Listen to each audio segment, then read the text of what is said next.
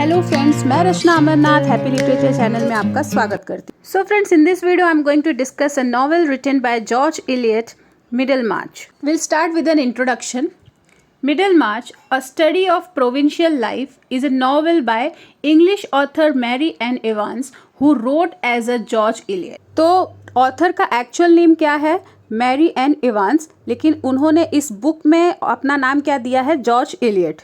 It appeared in 8 installment, means 8 volume में ये book बना है, फ्रॉम 1871 टू 1872.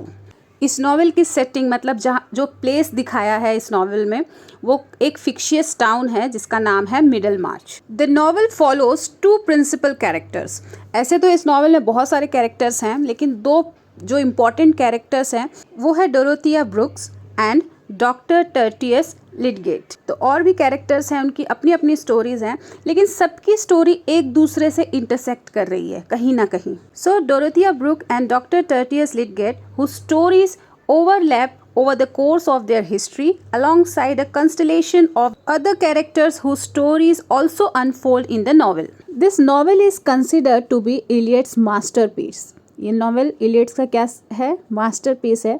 इन्होंने अपने कैरेक्टर के थ्रू सारे क्लास को रिप्रेजेंट किया है, मतलब जो लोअर क्लास होते हैं, मिडिल क्लास, अपर क्लास, सारे क्लासेस को रिप्रेजेंट किया है एक ही टाउन मिडल मार्च में. The realist work is a study of every class of society in the town of Middlemarch, from landed gentry मतलब जो जमींदार होते हैं वो, and clergy to the manufacturer and professional man, farmers and laborers. Okay, now we'll start with summary. So novel story focuses mainly on Dorothea. तो Dorothea book जो है वो बहुत ही ज़्यादा इंटेलिजेंट, रिलीजियस और बहुत ही अच्छे फैमिली से बिलोंग करती है. ये और इसकी सिस्टर सीलिया दोनों ऑर्फन है और अपने एक अनमैरिड अंकल मिस्टर ब्रुक के साथ रहती है. And the place where they live is called as Tipton Grange. Now there is a one character, Sir James Chatham, who is courting Dorothea, means who was interested in Dorothea and comes to dinner at Tibetan. उनके घर आता है वो dinner के लिए और अपने साथ एक आदमी को भी लाता है जिसका नाम होता है कसोबन, जो 45 ईयर्स का रहता है. So Casaubon was a 45 year old bachelor and theological scholar. तो ये एक थियोलॉजिकल स्कॉलर्स था और अपने कई सारे ईयर्स को, अपने कई सारे सालों को अपने एक वर्क में लगा दिया. वो वर्क रिलीजियस हिस्ट्री से रिलेटेड था, जिसका टाइटल इसने रखा था the key to all mythologies. और डोरोथिया भी अपने काम को लेके बहुत ज़्यादा पैशनेट थी. Even she worked on architectural design for cottages for the tenant farm workers in Tipton. Tenants workers के लिए ये भी काम करती थी. तो जब डोरोथिया पहली बार कसोबन को देखती है, उसके काम के बारे में जब वो सुनती है, तो वो उसमें इंटरेस्टेड हो जाती है, उसको पसंद करने लगती है. वो इमेजिन करती है कि कसोबन उसको प्रपोज करता है, लोग शादी कर लेते हैं और शादी के बाद ये अपने इंटेलेक्चुअल एम्बिशंस को फुलफिल करेगी और जो ये प्रोजेक्ट है the key to all methodologies, इसमें वो कंट्रीब्यूट करेगी. ये सारी बातें वो सोचने लगती है. फिर डिनर पार्टी के बाद मिस्टर ब्रुक डोरोथिया को ये बताता है कि कसोबन उसमें इंटरेस्टेड है, वो उससे शादी करना चाहता है. और कुछ दिनों के बाद कसोबन उसको एक ऑकवर्ड सा लव लेटर भी लिखता है, मतलब जहाँ पर वो उसको प्रपोज करता है शादी के लिए. अब ये लव लेटर पढ़कर डोरोथिया बहुत खुश होती है, खुशी के मारे इनफैक्ट रोने लग जाती है, वो फ्लोर पे गिर जाती है, इतनी ज़्यादा वो खुश होती है. लेकिन जो उसका अंकल था मिस्टर ब्रुक, उसे वो पसंद नहीं था. वो सोचता था कि डोरोथिया अगर इससे शादी करेगी तो इसका गलत डिसीजन रहेगा. और साथ ही साथ जो सर जेम्स था, जो डोरोथिया को पसंद करता था, उसे भी शॉक लगा ये सब सुन के. इसलिए नहीं कि अब वो डोरोथिया को खो देगा, इसके लिए नहीं, बल्कि इसलिए कि वो उसके लिए कंसर्न था. कहीं ना कहीं उसे भी लगता था कि ये मैच ठीक नहीं है. फिर भी वो डोरोथिया के डिसीजन को रिस्पेक्ट किया और ऐसा नहीं कि उससे रिश्ता तोड़ दिया, वो उसके साथ फिर भी फ्रेंड की तरह रहने लगा. अब डोरोथिया और कसोबन की शादी फिक्स हो गई है. अब इन लोग का आपस में प्री मैरिटल विजिट होने लग गया, एक दूसरे के लोग घर जाने लगे, डिनर करने लग गए. तो जब डोरोथिया के साइड के लोग, मतलब कि सीलिया उसकी जो सिस्टर थी मिस्टर ब्रुक, तो वो लोग उसके सेकेंड कजिन से मिलते हैं, इसका नाम होता है विल लेडिस्लॉ. अब कसोबन के घर के पार्टी के बाद डोरोथिया के यहाँ होता है, जहाँ पर डोरोथिया लोग एक डॉक्टर को बुलाते हैं, डॉक्टर को इनवाइट करते हैं, जिसका नाम होता है टर्टियस लिडगेट. ये he was an ambitious young doctor who has just move to Middlemarch, जो नया नया मिडल मार्च में आया रहता है.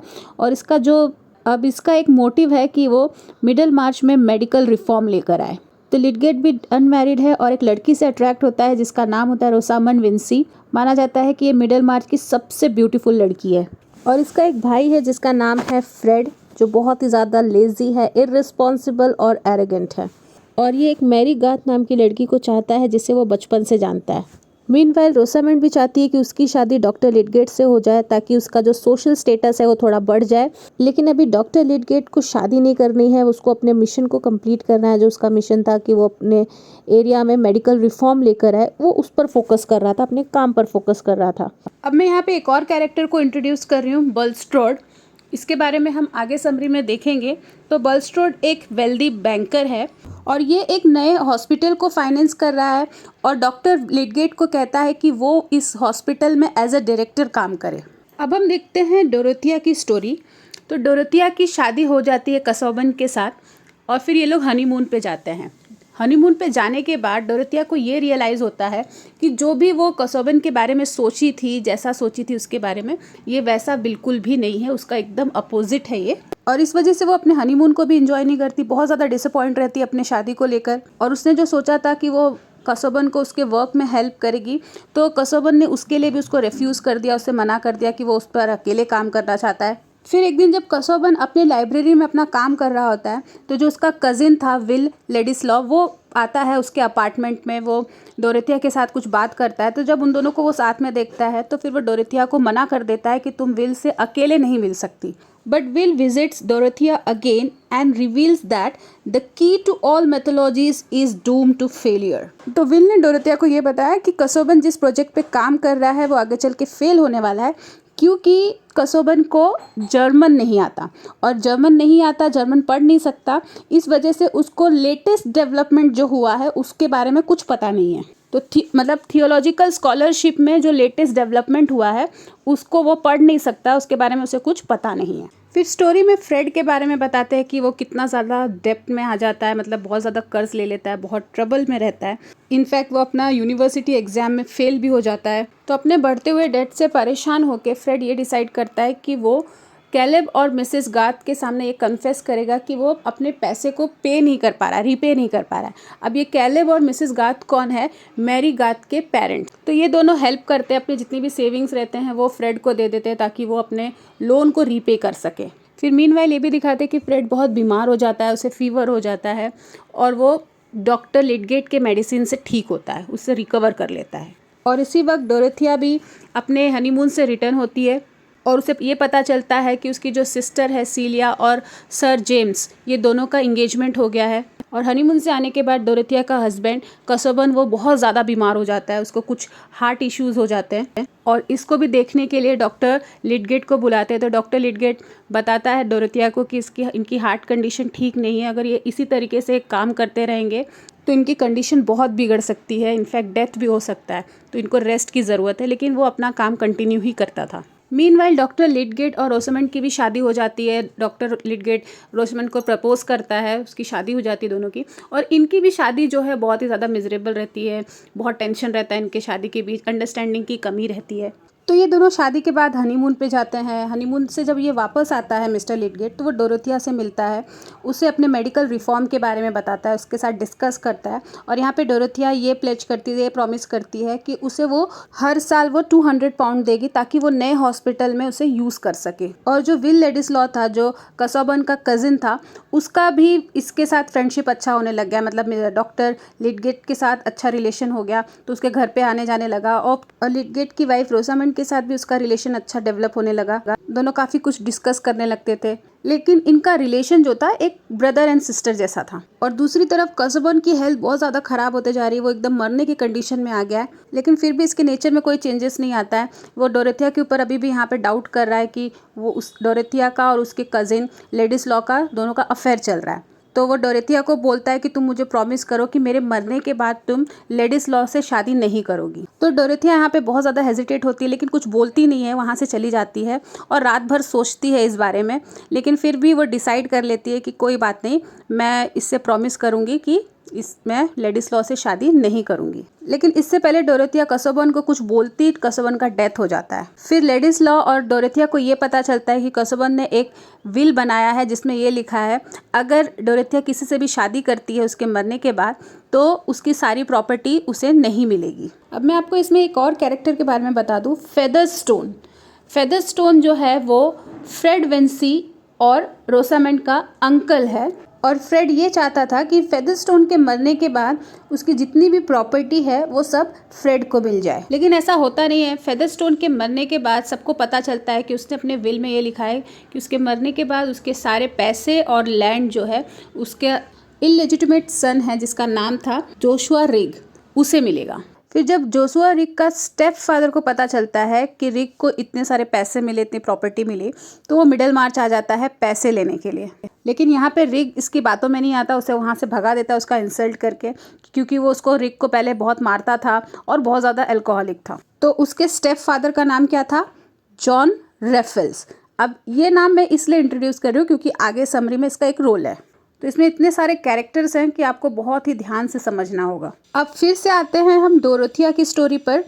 जब कैसाउबर्न का डेथ हो जाता है फिर डोरेथिया फ्रेशिट नाम के एक जगह पर रहने आती है जहाँ उसके साथ उसकी सिस्टर भी रहती है और उसका एक छोटा सा बच्चा भी। और यहाँ पर विल आता है, विल लेडिस्लॉ डोरेथिया से मिलने, और उसको ये बताता है कि वो मिडल मार्च छोड़ के जा रहा है। अभी तक डोरेथिया को ये रियलाइज़ नहीं हुआ है कि वो विल को चाहती है। अब हम जॉन रेफेल और बलस्ट्रॉड के बारे में बात करते हैं। तो जॉन रेफेल जो था वो रिक का जो फादर, स्टेप फादर था, उसे बलस्ट्रॉड के कुछ पास्ट के बारे में पता था, पास्ट में कुछ सीक्रेट के बारे में पता था। अब बलस्ट्रॉड कौन है? हमने पहले भी देखा समरी में कि एक बैंकर है जो एक नए हॉस्पिटल को फाइनेंस करता है और लिडगेट को उस हॉस्पिटल का डायरेक्टर बनाता है। ये उसी की बात कर रहे हैं हम। तो इस बलस्ट्रॉड का सीक्रेट ये था कि ये इतना पैसे वाला कैसे बना। इसने एक लेडी को धोखा दिया और उस धोखे से उसकी सारी प्रॉपर्टी अपने नाम करा लिया। तो ये कुछ बैकग्राउंड इन्फॉर्मेशन था कि बैकग्राउंड में क्या हुआ था। अब प्रेजेंट देखते हैं। तो ये जो बैंकर है बलस्ट्रॉड, वो विल लेडिस्लॉ को अपनी कुछ प्रॉपर्टी दे रहा था ताकि वो उससे संभाल पाए, उसको पावर ऑफ अटर्नी दे रहा था। लेकिन यहाँ पे विल उसे मना कर देता है, वो कोई रिस्पॉन्सिबिलिटी लेने के लिए रेडी नहीं रहता। और फिर फाइनली वो डोरेथिया को बाय बोलने चला जाता है कि मैं अब मिडल मार्च छोड़ के जा रहा हूँ।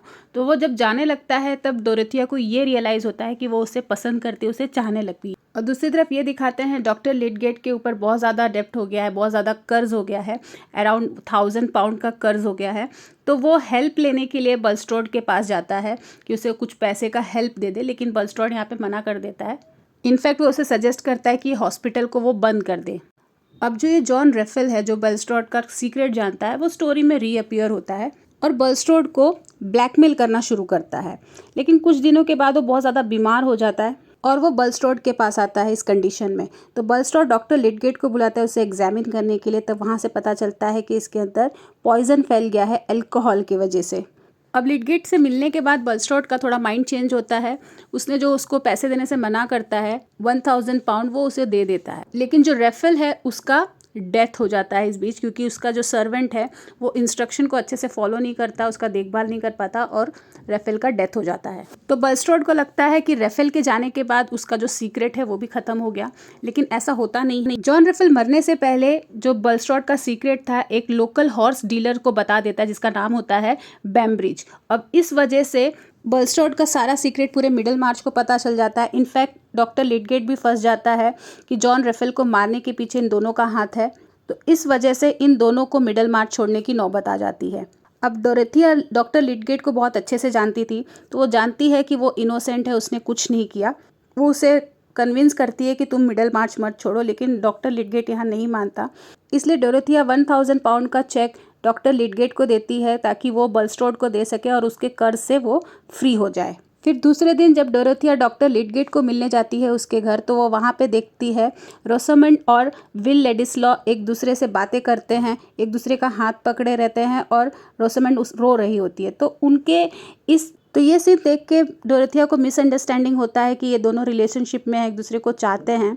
फिर जब दूसरे दिन वो रोसामेंड को मिलने जाती है तो रोसामेंड उसकी सारी मिसअंडरस्टैंडिंग को क्लियर करती है, उसे समझाती है। इनफैक्ट वो बोलती है कि विल मेरे लिए मेरे भाई जैसा है और वो सिर्फ तुम्हें चाहता है। और इसके बाद विल और डोरेथिया फाइनली एक दूसरे के सामने अपने फीलिंग्स को एक्सप्रेस करते हैं, एडमिट करते हैं। और डोरेथिया उसे बोलती है कि अब मुझे कॉसोबन के विल से कुछ लेना देना नहीं है, हम दोनों शादी करेंगे और अपना फॉर्च्यून खुद बनाएंगे। और बलस्ट्रोड जो है वो मिडलमार्च को छोड़ देता है और फ्रेड को अपना घर दे देता है। तो फाइनली हर कैरेक्टर के साथ क्या हुआ इस नॉवेल में, फ्रेड और मैरी की शादी हो जाती है, उन लोग अपना हैप्पी और प्रॉस्पेरस लाइफ जीते हैं। लेकिन रोसेमंड और लिडगेट का मैरिज जो है वो अनहैप्पी रहता है, उन लोग खुश नहीं रहते एक दूसरे के साथ, और लिडगेट का डेथ हो जाता है एट एज ऑफ 50। विल और डोरेथिया की भी शादी हो जाती है, वो लोग एक साथ लंदन में रहने लगते हैं। विल का अच्छा करियर चलता है, पॉलिटिकल करियर में वो इन्वॉल्व हो जाता है, बहुत ज़्यादा सक्सेसफुल होता है, और डोरेथिया अपने मदरहुड को एंजॉय करती है। तो फ्रेंड्स, समरी में बस इतना ही। इसका नेक्स्ट पार्ट आएगा जिसमें हम क्वेश्चन आंसर डिस्कस करेंगे। तो अगर आपको ये वीडियो अच्छा लगा है तो प्लीज़ इसे लाइक कर दीजिए, चैनल को भी सब्सक्राइब कर लीजिए। तो मिलते हैं मेरे नेक्स्ट वीडियो में एक नए टॉपिक के साथ। तब तक के लिए आप अपना ख्याल रखिए। बाय।